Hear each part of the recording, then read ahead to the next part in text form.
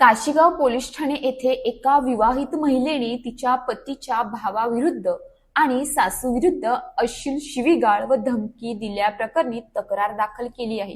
ही घटना 7 फेब्रुवारी 2026 ला घडल्याचे फिर्यादीत नमूद करण्यात आले आहे। फिर्यादी विधी चंद्रशेखर सागर वय 31 वर्ष या मीरा रोड पूर्व काशीगाव येथील जीवन आतेफ आर्केड येथे पती अफसान आरिफ तासे व 29 वर्ष यांच्यासोबत राहतात। तक्रारीनुसार अफसान तासे याचे त्याच्या आई आणि भावासोबत पैशांच्या व्यवहारावरून वारंवार वाद होत असतात। 7 फेब्रुवारीला अफसान तासे याच्या मोबाईल ॲपद्वारे त्याचा भाऊ आतिफ आरिफ तासे वय 35 यांनी संपर्क साधला।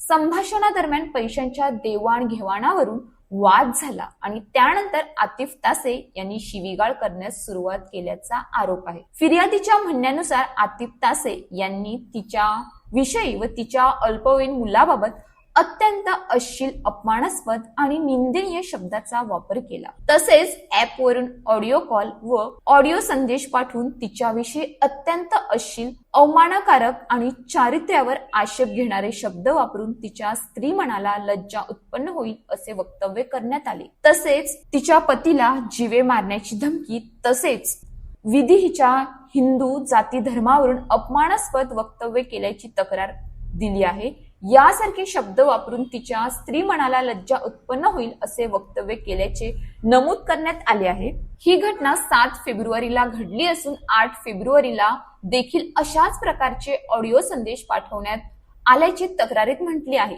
तसेच फिर्यादीची सासू तिची ओळख लेडी डॉन असलेली गुलशन आरिफ तासे वय 53 यांनी देखील मारहाण करण्याची धमकी दिल्याचा आरोप करण्यात आला आहे। या प्रकरणी फिर्यादीने संबंधित विरोधात कायदेशीर कारवाई करण्याची मागणी केली आहे। पोलिसांनी तक्रार नोंदवून तपासाची सूत्रे पोलीस निरीक्षक संतोष खांडेकर यांच्याकडे सोपवली आहेत।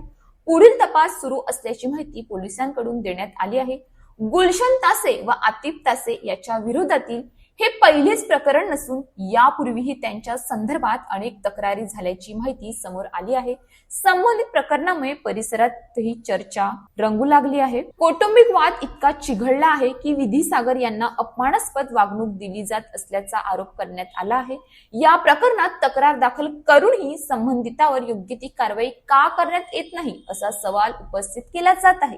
यापूर्वी घडलेल्या घटनांनंतरही परिस्थितीत कोणताही बदल न झाल्याने नाराजी व्यक्त होत आहे।